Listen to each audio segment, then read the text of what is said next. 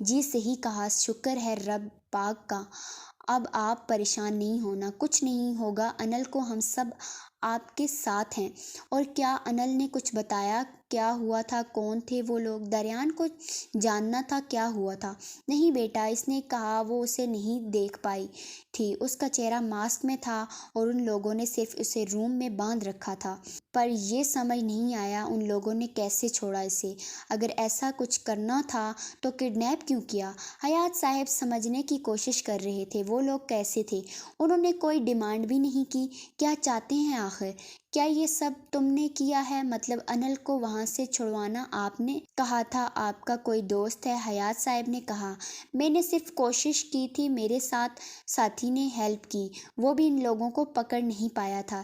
جب اسے پتہ چلا انل کی لوکیشن کا تو وہ فوراً وہاں پہنچا، پر شاید ان لوگوں کا پتہ چل گیا تھا تبھی بھاگ نکلے۔ دریان نے سنجیدگی سے کہا۔ اس کی نیلی آنکھیں سرخ تھیں، ایسا لگا جیسے وہ ضبط کر رہا تھا۔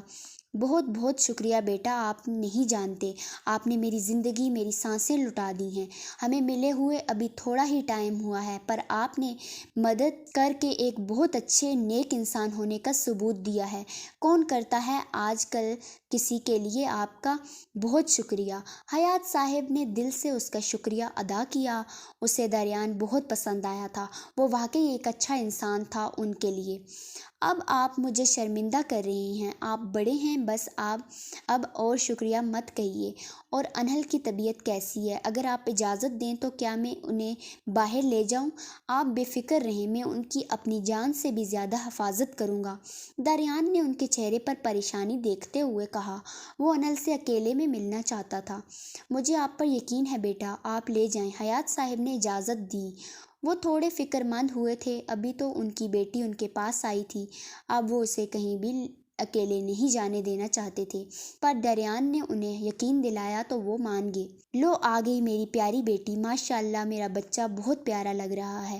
حیات صاحب انل کو آتے دیکھ کر اس کی نظر اتاری، دل میں وہ بہت پیاری لگ رہی تھی۔ دریان نے بھی اس کی جانب دیکھا، ایک پل تو وہ بھی کھو گیا اس کے دلکش حسن میں۔ وہ چلتی ہوئی ان کے سامنے سفید رنگ کی پٹیالہ شلوار، پنک رنگ کی شارٹ شرٹ، سفید دوپٹہ کندھوں پر پھیلا ہوا تھا، لمبے بال کھلے کمر پر کچھ آگے تھے، سٹائل سے بنے ہوئے لائٹ میک اپ میں اس کا گلابی رنگ، معصومیت، وہ بے انتہا خوبصورت دلکش لگ رہی تھی۔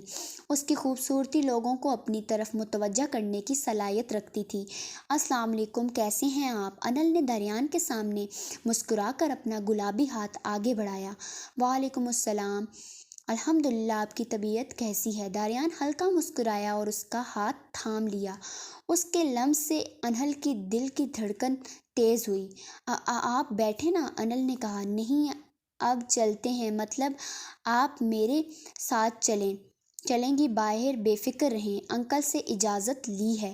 دریان کے پوچھنے پر انل نے اپنے بابا کو دیکھا جس نے اسبات میں سر ہلا کر اجازت دی۔ انل مسکراتی اس کے ساتھ جانے کو راضی ہوئی۔ دریان نے اجازت لی اور باہر نکل گئے۔ یہاں کیا کر رہی ہو؟ وہ گاڑی سے نکل کر اس کے سامنے آیا۔ بھیک مانگ رہی ہوں، اور تو کوئی راستہ نہیں ہے میرے پاس، یا تو پھر بھیک مانگنے بیٹھ جاؤں یا سامنے جو پل ہے نا وہاں سے کود جاؤں، اس نے طنزیہ مسکرا کر کہا۔ پھر کتنی بھیک ملی ہے؟ اس نے بھی دل جلانے والی مسکراہٹ سے کہا۔ جو ملی تھی وہ بھی چوری ہو گئی، پر آپ کو کیا کون سا یقین ہے مجھ پر جو ابھی کر لیں گے؟ رافعہ نے غصے میں کہا۔ یقین تو تم نے میرا توڑا ہے محترمہ، اتنی جلدی بھول گئی، یا پھر 5 لاکھ کا صدمہ لگ گیا ہے؟ بیراج نے طنزیہ کیا۔ سمجھ نہیں آتا، اتنی امیر بھی نہیں ہوں، پھر بھی لوگ مجھے ہی لوٹنے آتے ہیں، پتہ نہیں کیوں، بس اللہ پاک کا شکر ہے، خوبصورت بہت ہوں اور تو زیادہ کچھ نہیں ہے۔ رافعہ کو خود پر بہت افسوس ہوا، ابھی تھوڑی دیر پہلے ہی پھر سے اسے چور نے اس کا بیگ لے کے بھاگ گیا اور وہ خالی ہاتھ دیکھتی رہی۔ غصے میں وہی سڑک کے کنارے پر بیٹھ گئی۔ بیراج گھر جا رہا تھا، پر اس کی نظر رافعہ پر گئی تو وہ خود کو روک نہیں پایا، اس کے سامنے گاڑی روک دی۔ اب اس کو غصے میں دیکھ رہا تھا وہ، جو واقعی غصے میں بھی بہت خوبصورت لگی۔ بیراج کو لگا اسے صحیح کہا، اس کے پاس خوبصورتی بہت ہے۔ وہ آسمانی رنگ کے سوٹ میں تھی، سر پر سیاہ چادر چڑھائی رکھی تھی۔ یہاں کیوں بیٹھی ہو؟ اور چلو اٹھو، 5 لاکھ کا انتظام گھر جا کے کرنا، ابھی چلو یہاں سے۔ بیراج کو اس کا یہاں بیٹھنا اچھا نہیں لگا۔ میرے پیسے چوری ہو گئے، میرا پورا بیگ، اور میرے پاس گھر جانے کے لیے پیسے نہیں ہیں، اس لیے یہاں بیٹھ گئی۔ رافعہ نے شرمندگی سے بتایا۔ پتہ نہیں کیا سوچتا ہوگا اس کے بارے میں۔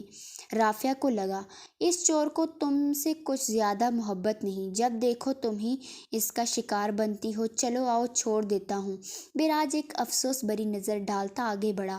اس کو غصہ بہت آیا۔ شام کا ٹائم تھا، تھوڑی دیر میں رات ہو جاتی تو کیا وہ اسی طرح اپنے بیگ پیسوں کا افسوس کرتی، یہیں اکیلی بیٹھی رہتی؟ کیا اس بے وقوف کو آج کل کی حالت کی خبر نہیں تھی؟ رافعہ سوچ میں پڑ گئی، کیا کریں جائے یا نہیں؟ اگر انا میں آ کر انکار کرتی تو اس کو پوری رات یہیں سڑک پر رہنا پڑتا، جس کا سوچتے ہی سانس رک جاتا۔ وہ اللہ یہاں کچھ نہیں غلط ہو جائے توبہ کرتی، اس لیے آگے بڑھ کر گاڑی میں بیٹھی۔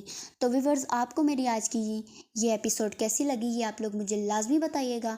میری ایپیسوڈ کو لائک اور میرے چینل کو سبسکرائب کر دیجیے گا، اور میری آئندہ آنے والی نیو ویڈیو کا انتظار کیجیے گا۔